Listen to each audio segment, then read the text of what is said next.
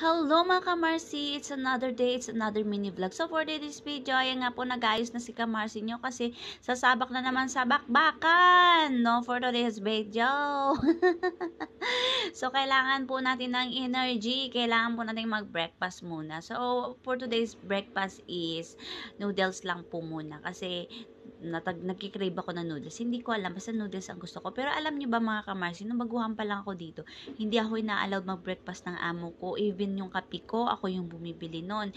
Pero nung huli na, nung natutunan akong magsalita, siguro mga 2 months ako nung 2 months pa lang ako dito, nagreklamo na ako. Siyempre, kailangan magreklamo.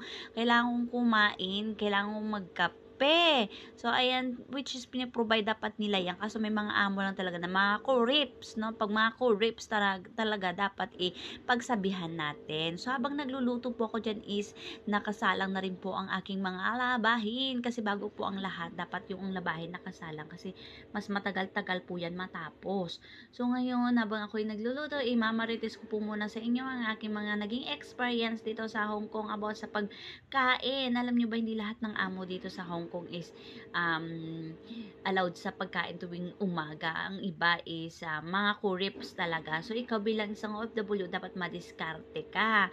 No, ayan tayo mga Pinoy tayo, dapat madiskarte tayo sa buhay. Wag natin iaasa lahat sa agency na magrereklamo ka kasi alam mo bakit? Wala rin silang magagawa kasi tayo ang nakikisama sa amo. Kaya, dapat tayo ang magdiskarte. So, ayan nga po, nagbabalat po ko dyan ng itlog. Nakita nyo yung itlog ko na yan dyan.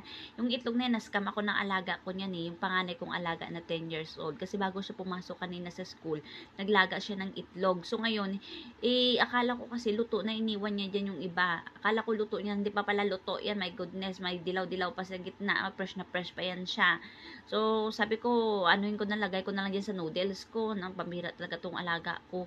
Ni-scam patuloy ako umagang-umaga. So, ayan nga po, no, sa mga kapwa ko OFW dito, no, lalo sa mga baguhan na hindi nag-a-allow ng pagkain. Diskarte lang po tayo mga kabayan kasi kailangan po natin ang breakfast tuwing umaga, kailangan tayo makakain bago mag-ano sa trabaho kasi mahirap na baka may malipasan tayo ng gutom kasi marami dito sa Hong Kong na nahihimatay dahil sa gutom. So, madiskarte lang po tayo mga kabayan. And that's all for today's my video.